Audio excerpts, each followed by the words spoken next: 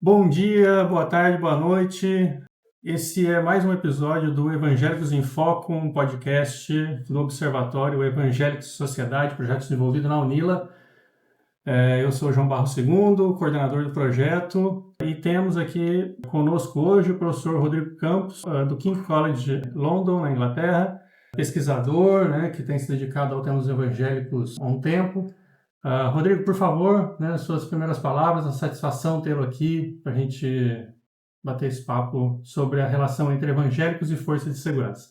Olá, João, todo mundo está assistindo o Evangélicos em Foco, é um prazer estar aqui. Meu nome é Rodrigo Campos, eu sou professor do Departamento de Desenvolvimento Internacional no King's College London, na Inglaterra, e eu tenho uma pesquisa sobre a relação entre evangélicos e militarismo, ou evangélicos e segurança pública, desde o doutorado, né, que eu fiz na Universidade de York, no norte da Inglaterra. E agora eu tinha focado inicialmente no Brasil, que é o tema que a gente vai conversar a respeito hoje, mas agora eu estou cada vez mais trazendo a dimensão transnacional ou até global desse fenômeno, tratando a influência do ativismo cristão dentro de instituições policiais e militares, e quais efeitos que isso tem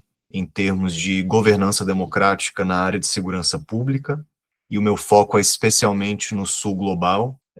Então é uma pesquisa, como eu dou aula em desenvolvimento internacional, a pesquisa está mais focada agora na relação entre precarização do trabalho policial e ativismo religioso, né? E agora, em abril, eu estou indo para a África do Sul para fazer um piloto, um trabalho de campo piloto sobre esse mesmo tema na África do Sul, que vai servir como base, né, a partir de uma coleta preliminar de dados, uma base para um projeto de mais fôlego, comparando vários países, né? É isso que eu estou almejando agora. Mas, enfim, o foco hoje é Brasil, então já retorno para você, João. Obrigado pelo convite. Não, que isso, a gente que agradece, mas a gente vai poder, né, sinta-se à vontade para tocar nesse ponto também, para além do âmbito brasileiro, né, do contexto brasileiro.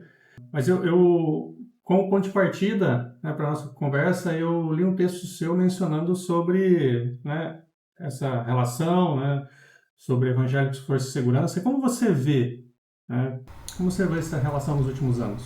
Olha, é um tipo de dinâmica social que existe há muito tempo, né, de fato há décadas, especialmente pela via da capelania militar ou da capelania policial, né, que a gente vai entrar mais em detalhe nisso, só que eu acho que a diferença com os últimos 10, 15 anos é que houve um aumento exponencial das capelanias voluntárias. Então, atores da sociedade civil vinculados ou a igrejas evangélicas ou a associações policiais evangélicas de diferentes estados, né? São Paulo é o maior deles, mas também tem no Rio de Janeiro, Santa Catarina, praticamente agora quase em todo o país existem essas associações, né? E isso tem crescido muito nos últimos tempos, né? Eu acho que tem muito a ver com a presença cada vez maior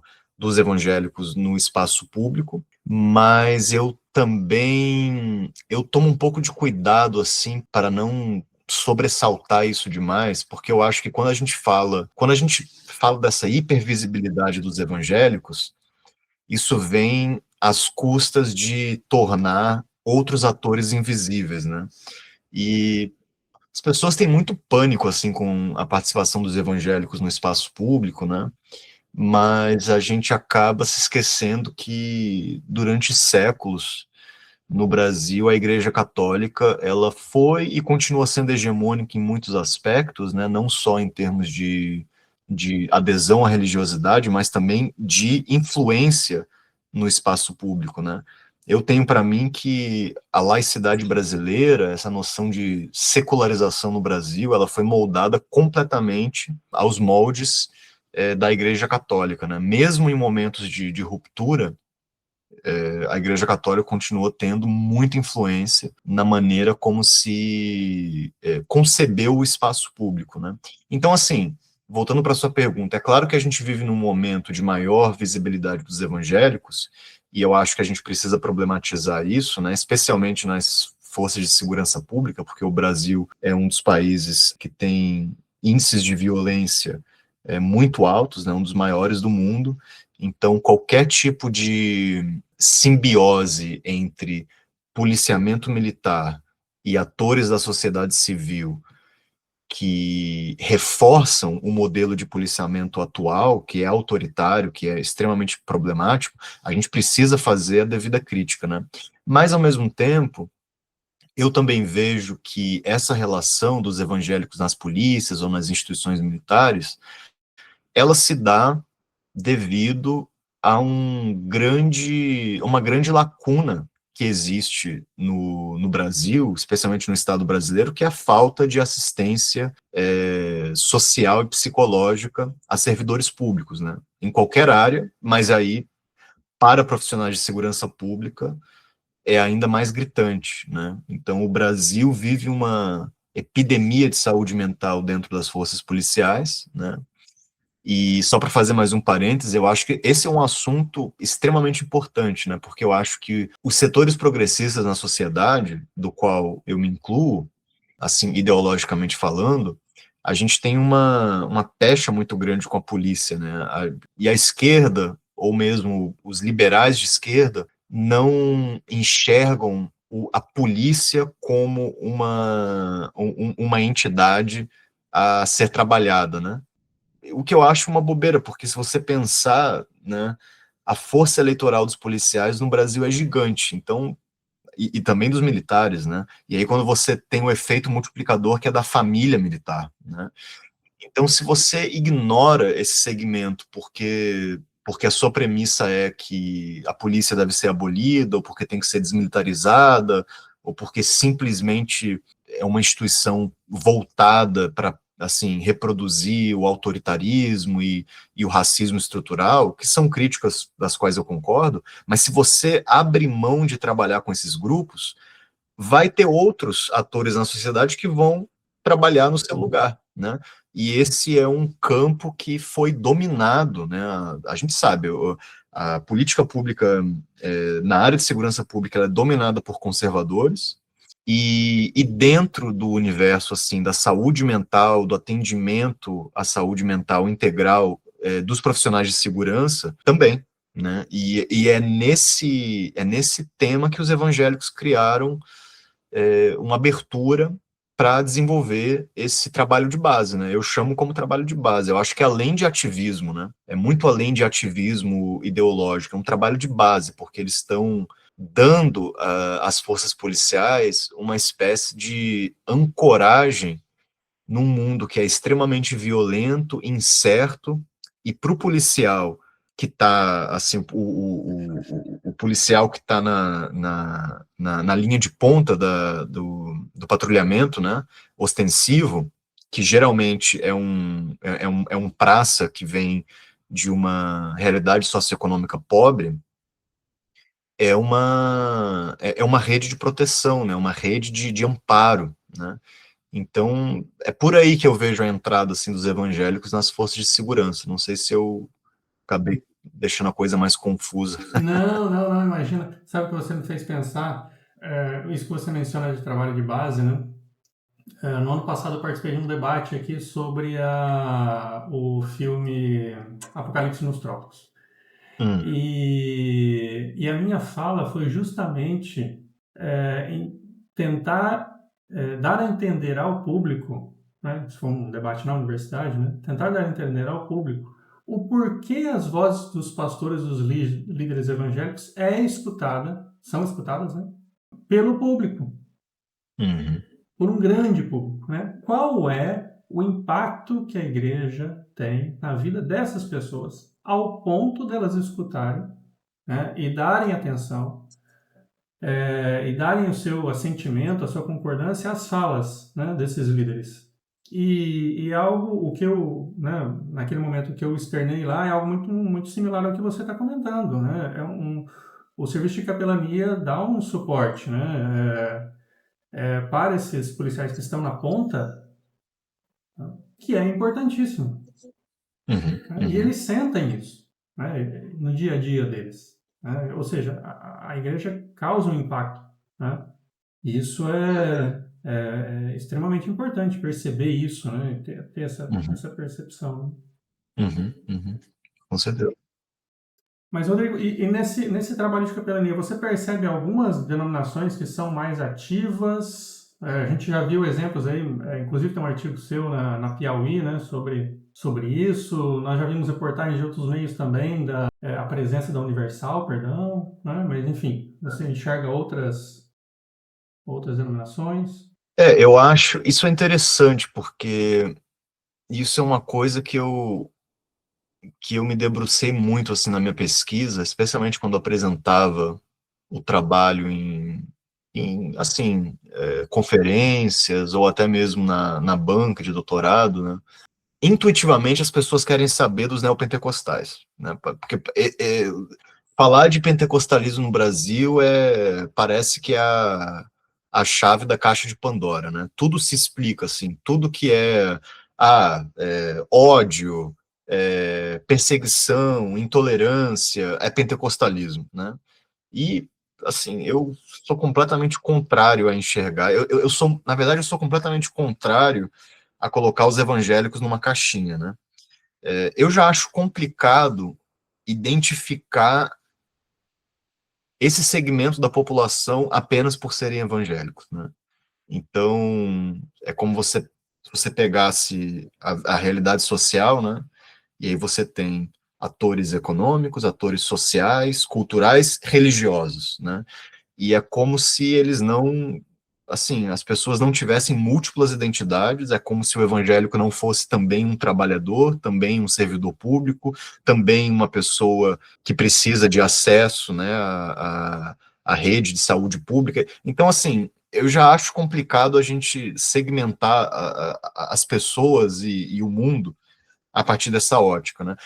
E tem outro motivo também, né? Você não consegue ganhar o debate público fazendo isso, porque tem pessoas que fazem muito melhor do que a gente, né? Do que o setor progressista. Né? Você nunca vai ganhar um debate, por exemplo, de um Silas Malafaia, né? Falando sobre qual é a essência de ser evangélico. Não vai, porque essas pessoas têm uma capilaridade muito grande. E aí eu tentei comunicar isso na minha tese, dizendo o seguinte: existem sim igrejas específicas que têm um trabalho muito forte. A Igreja Universal é sem dúvida a maior delas em termos de igreja, né? Só que não é um trabalho exclusivamente denominacional, tá?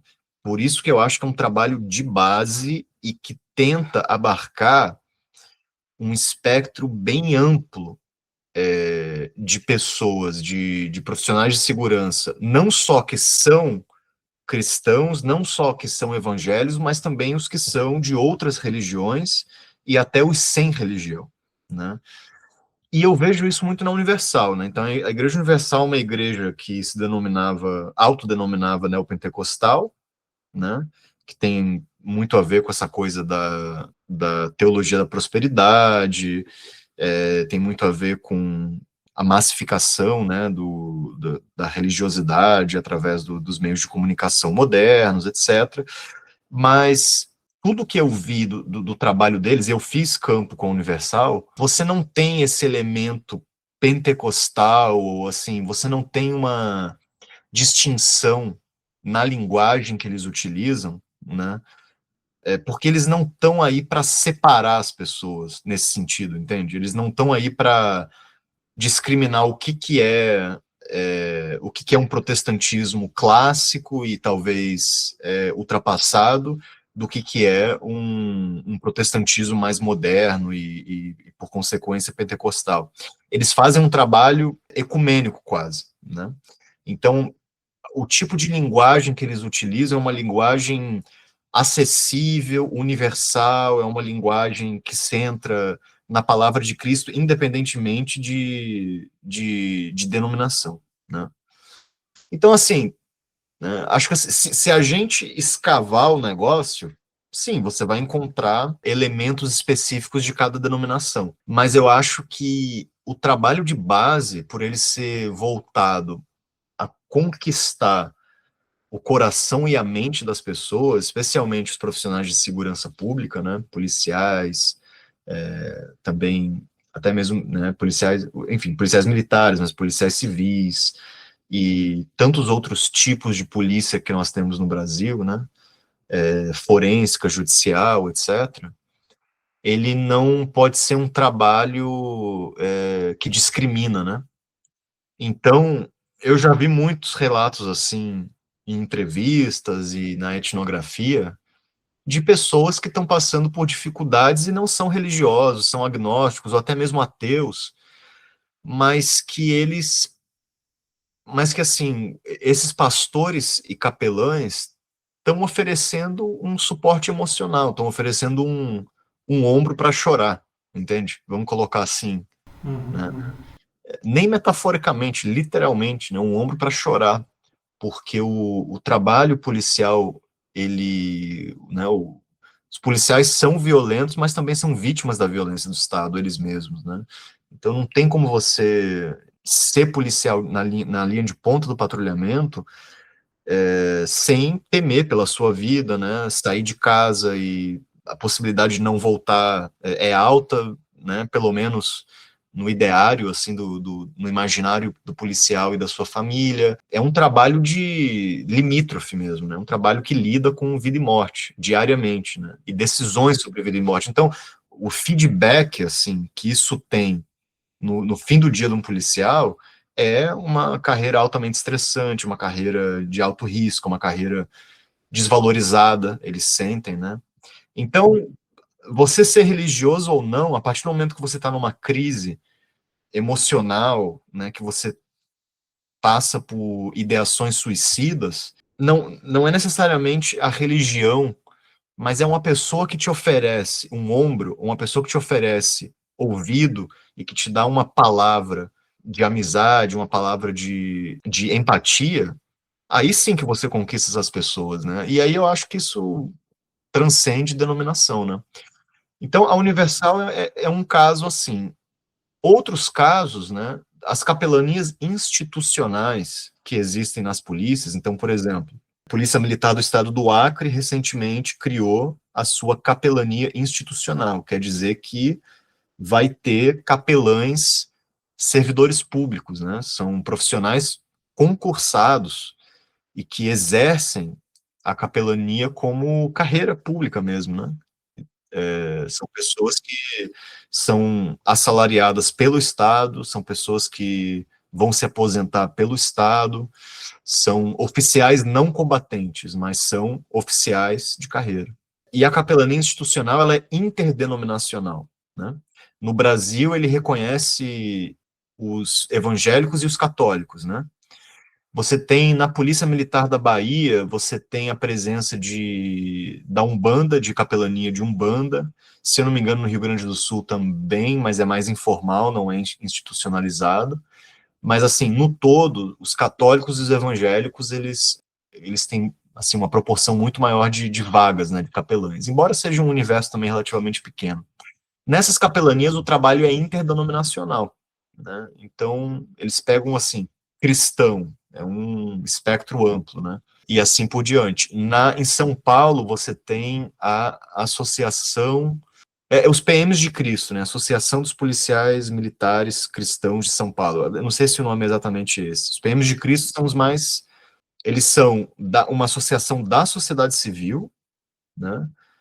E eles têm uma capelania voluntária, mas eles são institucionalizados no Estado, porque eles foram reconhecidos pelo governo do Estado, né, pela Secretaria de Segurança Pública.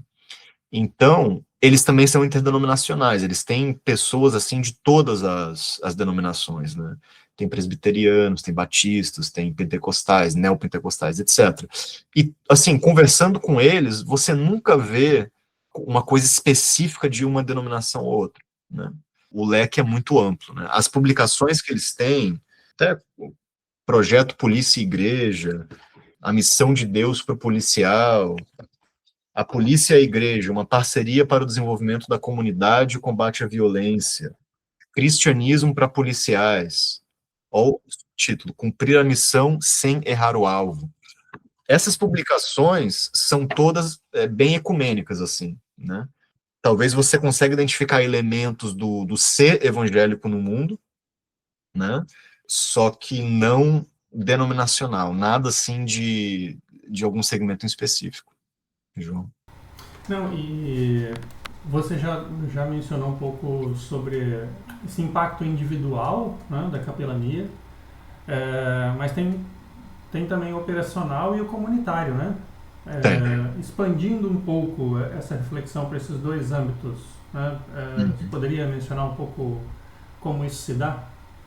Claro, claro. Deixa eu só complementar que no âmbito individual, eu falei, o acesso, né, à saúde mental integral do policial através de assistência religiosa e espiritual, que é como eles chamam, e isso envolve não só atendimento pastoral ou atendimento psicológico, porque muitos capelães são formados em psicologia, né, e são habilitados a dar esse tipo de tratamento, mas também você tem leituras de Bíblia, estudos de Bíblia, você tem leitura de Bíblia na rotação das tropas, então, assim, você tem literalmente um pastor capelão fazendo uma leitura de alguma passagem bíblica contextualizada para o policiamento antes da tropa entrar em serviço, né?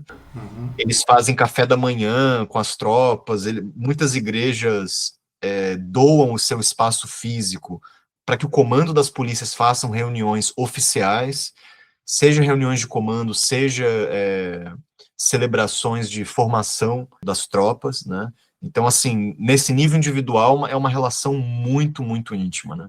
No nível operacional, são anedotas, né, que a gente vai escutando na conversa com esses policiais e capelães, de coisas assim, logo nesse artigo da Piauí, talvez valha a pena colocar o link depois quando vocês publicarem o vídeo, o artigo começa com uma história de um capelão que foi chamado de madrugada, no interior de São Paulo, por um oficial pedindo auxílio numa operação que eles não tinham o que fazer. E aí foi o policial lá, e foi um caso de exorcizar o demônio do corpo de uma mulher que tinha cometido violência contra o próprio neto, e a polícia não sabia o que fazer, estava uma coisa muito esquisita, ela estava... enfim, aí também vai do quanto que a gente acredita desse tipo de relato, assim, né? Porque disseram que foram vários policiais tentar imobilizar a mulher e não conseguiam porque ela estava completamente possuída. Então, enfim, aí foi lá o capelão, exorcizou. Então é isso, né? No meio de uma operação, no meio do trabalho, assim, policial, você chama um capelão para resolver um pepino religioso, né? E aí já vem uma série de problema na sua cabeça, assim, do ponto de vista da ciência política, né, ou da sociologia, né? Como que os policiais conseguem fazer esse tipo de filtro num estado secular, né? Num estado que, pelo menos no artigo 19 lá da Constituição, é vedado o embaraçamento, né, entre as funções públicas e religiosas ou cultos religiosos. Então, aí já mostra que, bom, para isso acontecer, não é da noite para o dia, né? Isso é um trabalho de anos e anos de trabalho de base, mas também de imbricamento desses dois segmentos, né? Por um lado, os religiosos, né, que são muito ativos no debate da segurança pública por causa da insegurança no Brasil e a violência, e isso deu a eles uma visibilidade muito grande, né, especialmente para as pessoas que moram em locais periféricos, né, áreas urbanas marginalizadas, né, em que os índices de crime e violência são muito altos, mas também os índices de violência policial são muito altos. Isso deu aos evangélicos, especialmente, bastante latitude, assim, para dominar o discurso, né? Tanto é que na Câmara Federal, a simbiose entre a bancada evangélica e a bancada da bala, né, como se chama, é muito grande, né? É muito comum você ter uma pessoa que faça parte, seja ativa na bancada da bala e seja também um pastor ou seja evangélico, né? Então essa relação é muito grande. E então isso vem de uma data longa, né? Para esse tipo de operação policial usar a religião, né, não é da noite para o dia. E no lado comunitário, para mim, é a parte mais interessante, assim, e talvez a mais consequente em termos dos efeitos políticos e sociais desse tipo de atividade. Quando houve lá no Rio de Janeiro as UPPs, né, unidades polícia pacificadoras, né? Polícia pacificadora, né? Você teve, especialmente em algumas operações na Penha e no Morro do Alemão, você teve o exército trabalhando diretamente com lideranças evangélicas, comunitárias, né, para auxiliarem na pacificação. Né, que a pacificação basicamente era um projeto bastante autoritário, né, de ocupação da favela, então reconquistar o território do crime organizado, ocupação, e aí você tem um processo, supostamente, de implementar projetos sociais, né? E muitos desses projetos sociais foram implementados com a ajuda de lideranças evangélicas, né? Mega eventos, sabe, shows gospel, reuniões comunitárias para falar sobre as demandas da comunidade, né? Por quê? Porque o exército via e continua vendo nos evangélicos o modelo mais próximo do ideal da ordem política e social que eles querem implementar no Brasil, né? Essa é a visão. A gente vive um mundo corrompido, e aí é uma visão que facilmente esbarra no teológico, né? A corrupção pelo pecado original, etc. E a gente precisa de uma mão firme e de uma moral firme também, né? Então é aquela coisa clássica, né, de identificar o funk, identificar manifestações populares, né, da cultura periférica no Brasil como inclinadas ao desvio moral, inclinadas ao crime. Então o cristianismo ele é a coisa que vai moldar a sociedade na visão conservadora do exército, né? E para a igreja, a mesma visão funciona bem, né? Porque, então eles comungam, assim, né? De uma visão muito semelhante. Claro, não é toda a igreja, não estou generalizando, mas eu diria que a maioria pensa dessa forma, né? E aí você que estuda isso muito mais tempo do que eu, pode me corrigir até. Mas foi isso. Então, o exército experimentou com isso. E a polícia nos estados faz a mesma coisa, João. Eles fazem projetos comunitários, assistência social. Em São Paulo, os PMs de Cristo fazem policiamento comunitário, ajudam nos projetos de policiamento comunitário, né, justamente para conquistar a população.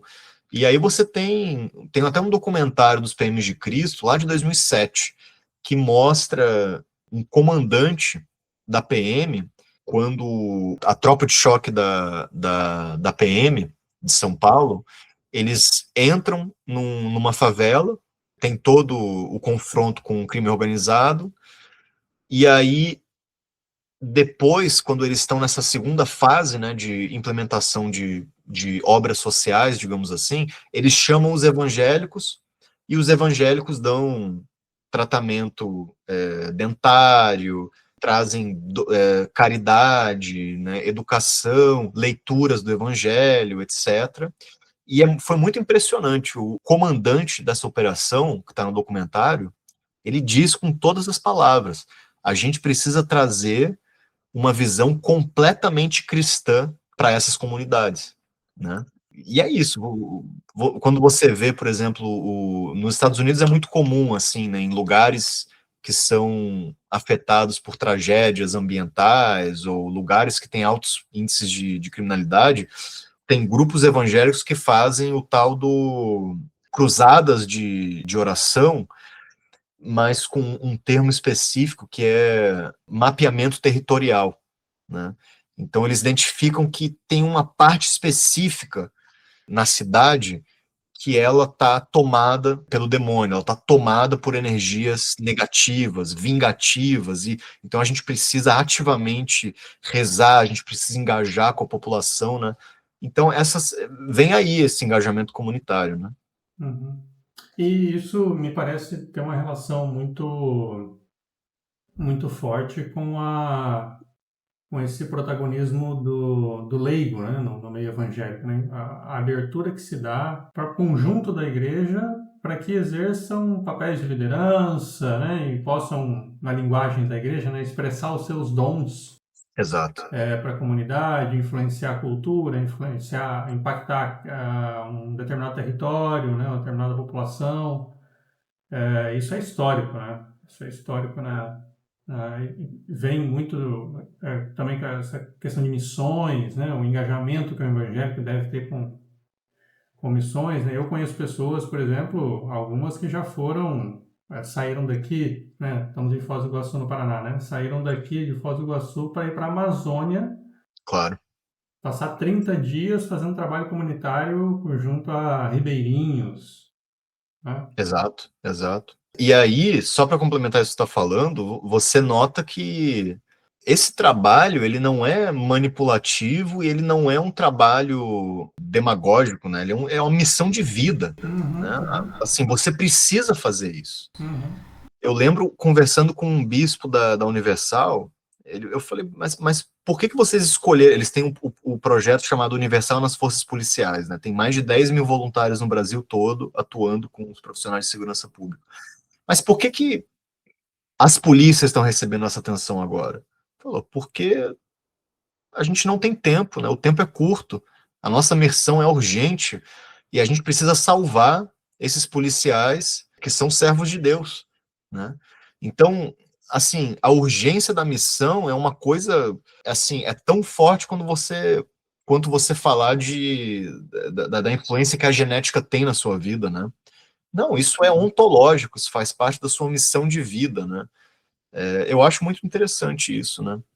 E acho que dentro do universo evangélico isso também mostra o potencial, né, de democratização mesmo, né, de agência que traz para os indivíduos, né, não necessariamente pela via religiosa, mas assim, o quanto que essa influência que vem do protestantismo, ela ajuda a criar uma sociedade civil forte e ativa, né?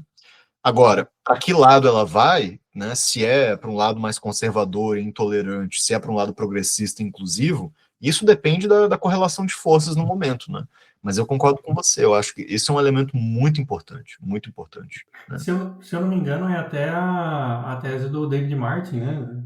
A contribuição dos evangélicos por fortalecimento da sociedade civil, né? Se eu não me engano, é um argumento Sim. que ele traz em um dos livros dele, né? Meu cara, agora dando uma virada de chave aí nesse bate-papo, né? Eu vi um trecho num artigo seu publicado que me impactou bastante, assim, uma fala de uma pessoa, né, um capelão, dizendo: eu vou matar esses diabos. Uhum. Isso foi uma frase que me chamou muito a atenção, né? E isso já nos faz pensar num componente ideológico aí, né? Talvez, enfim, talvez não, no contexto que você colocou ali, sim, né? Se você puder falar um pouco mais sobre isso. Claro. Eu acho que como cientistas políticos, é isso que a gente está mais interessado, né? Em, assim, os horizontes de possibilidade que esse fenômeno traz, né? Porque ele quebra completamente com qualquer premissa que a gente tem, assim, do que é a democracia liberal, do que é a divisão de poderes, né? Os limites de atuação da sociedade civil no Estado, etc. E aí, bom, deixa eu só prefaciar isso dizendo que uma coisa muito interessante que esses grupos me contaram, assim, durante a pesquisa, é que eles acreditam, eles concordam que existem problemas estruturais dentro da polícia, né? Que o militarismo ele cria problemas psicológicos para o policial, né, individual e tal. Eles vão dizer que, assim, qualquer questão de violência policial, em última instância, não é a polícia, é o policial, né? Eles tiram o peso da cultura organizacional e delegam a culpa individual, né? Então, assim, é uma perspectiva bastante individualista, né? Fez porque quis, porque escolheu, né? Mas pode ser salvo ainda, né? Não é um problema institucional, né? Exato. Mas pode ser salvo, a gente pode trabalhar em cima do policial individual. Mas mesmo assim, eles entendem que existem problemas e eles falam, olha, o nosso objetivo é humanizar o policial. Mas eu acho que eles fazem isso mais no sentido endêmico, assim, dentro da instituição do que da instituição para fora, né? Não é humanizar o trabalho do policial com a sociedade, embora tenha isso também, né? É considerar que o policial também é um ser humano e, logo, merece atenção espiritual e religiosa. Merece ser visto como ser humano. Então, eles acreditam, assim, que temas de corrupção do policial, coisas que podem levar à violência, drogadição, como é que se diz? Jogos, Alcoolismo. alcoolismo, coisas que podem fazer com que o policial tenha atitudes mais violentas, né?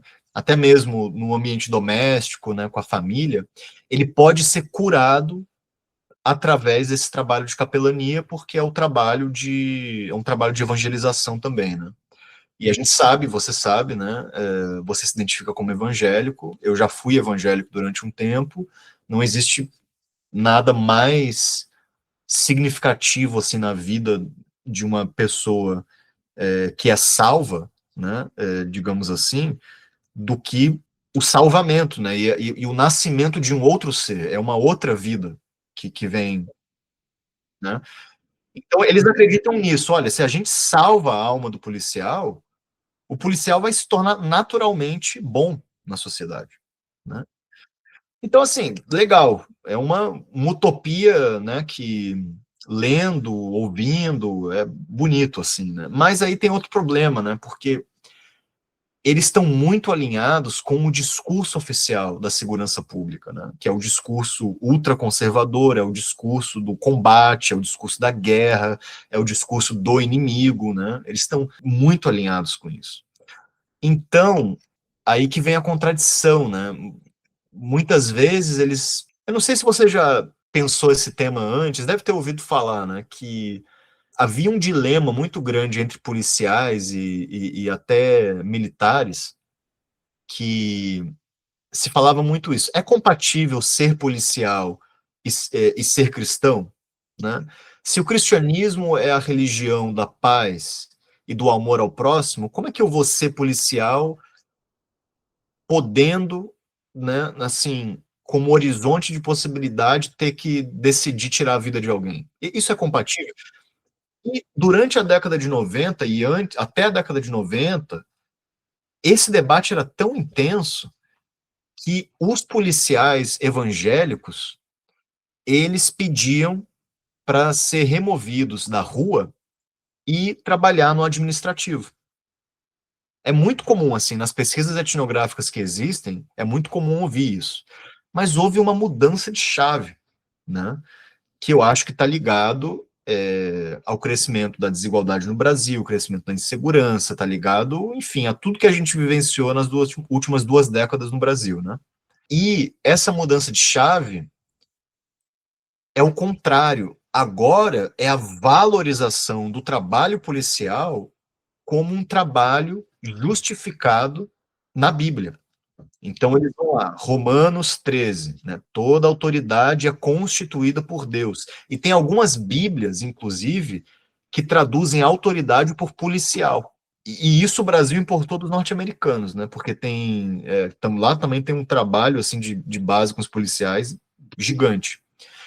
E aí isso cria um problema muito maior, né? Porque você quer humanizar o policial, fazer um policial, né, que é mais íntegro, mas ao mesmo tempo você está dizendo que essa integridade policial é considerar ele como um agente de Deus, como um combatente, como um soldado de um exército celestial, né?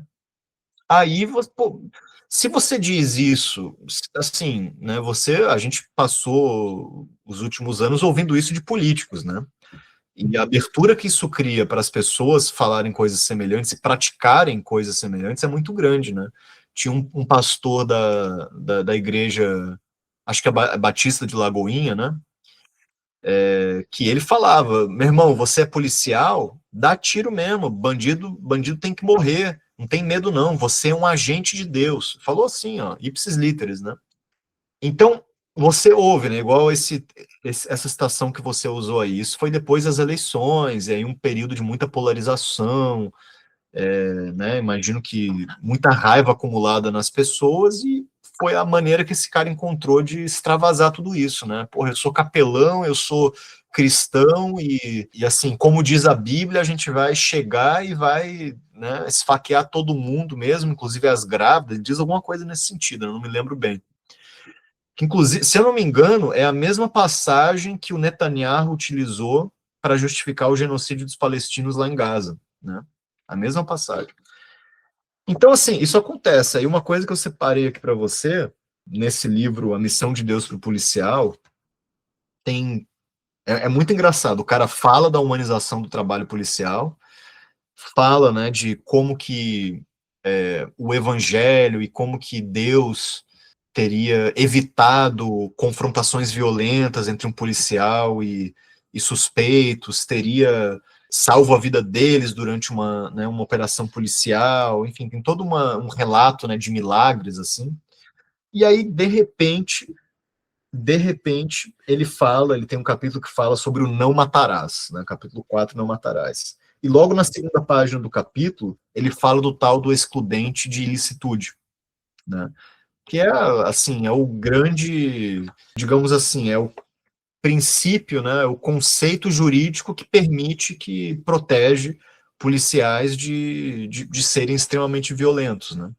Porque se você está agindo em defesa própria, você pode agir com violência também, né? Só que isso já é muito relatado pelo Fórum Brasileiro de Segurança Pública, né, e outras instituições, Sou da Paz, etc., que a palavra do policial é que conta para dizer se realmente ele estava agindo, né, em legítima defesa, né? Aí ele vai dizer o seguinte: como deve agir então um policial para não ferir o mandamento de Deus? Deverá ele agir dentro da lei. Se ele vier a matar alguém, essa ação deverá ser amparada por um dos excludentes de ilicitude. Nesse caso, o policial, ao matar o agressor da sociedade, agirá exercendo o juízo de Deus contra ele. Então, assim, ele está pegando um princípio jurídico super problemático, né? Descontextualizado, e já está filtrando com essa leitura religiosa, né? Se o policial agir de acordo com o excludente de licitude, ele está exercendo o juízo de Deus contra ele. Agora, aí ele cita Levítico, falando de morte por apedrejamento, tá vendo? A Bíblia já sancionou isso, etc. Aí depois ele chega lá e diz o seguinte: embora não tenhamos a pena de morte em nosso Código Penal, o policial terá, no exercício de sua função, e muitas vezes em questão de segundos, que julgar e, se necessário, condenar à morte. Ele, como policial, executa algo que nenhum juiz no mundo pode fazer: julgar e, ao mesmo tempo, executar juízo. Isso aqui é bizarro, entende? Porque isso que ele está falando é completamente ilegal. Não é trabalho do policial julgar e executar juízo, né? E ele está dizendo que o policial, ao matar o agressor da sociedade, está executando o juízo também. Então, esse, para mim, é o grande problema desse tipo de atividade, né? Que ele, como é muito desregrado, como não tem uma legislação firme que regule a atividade dessas capelanias, é uma coisa, cada estado tem a sua legislação específica, não existe uma lei federal que regule as capelanias policiais, existe lei federal para o exército, quer dizer, para as Forças Armadas, não para as polícias. Então, é desregrado, né? Então você abre, tem muita abertura para interpretar do jeito que você quer, né? E aí é isso, né? O que você viu esse policial dizendo aí, o que você escuta pastores falando sobre, né, tem que dar tiro mesmo, e o que você vê um cara, um oficial, um policial oficial, teorizando a respeito, eu acho que é um problema muito grande, né, que pode cada vez mais justificar atos violentos, né.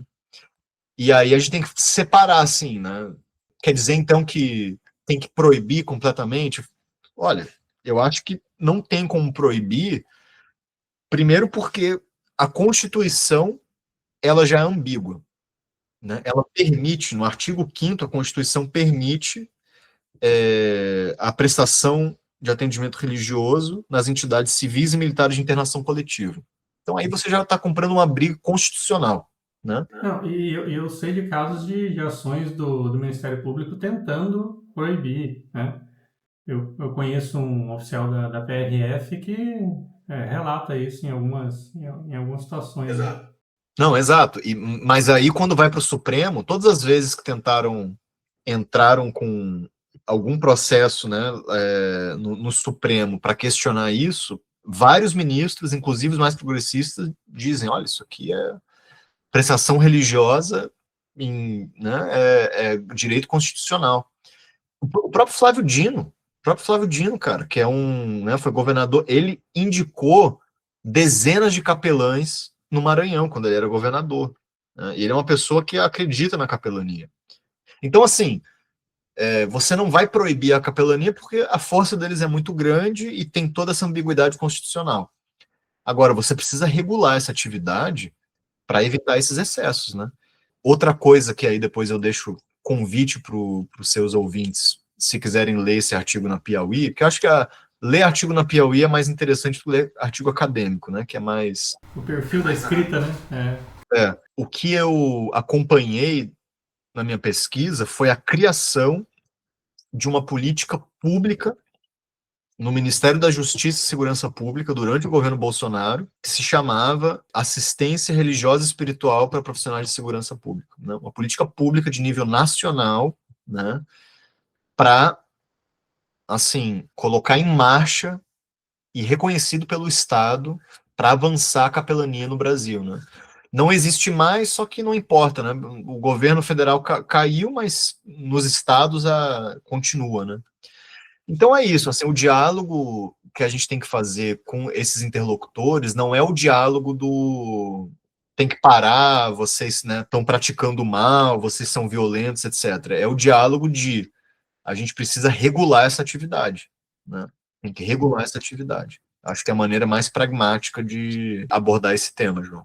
Bom, então esse foi o Evangélicos em Foco, né, com o professor Rodrigo Campos, do King's College London, na Inglaterra. No próximo episódio traremos mais uma pessoa convidada para falar sobre evangélicos e sociedade. Nos sigam aí, interajam conosco no nosso Instagram, @observa_evangélicos. E esse episódio está disponível também no Spotify e no YouTube Evangélicos em Foco. Muito obrigado a todos e a todas, cidadãos crentes e não crentes, e até o próximo episódio. Um abraço.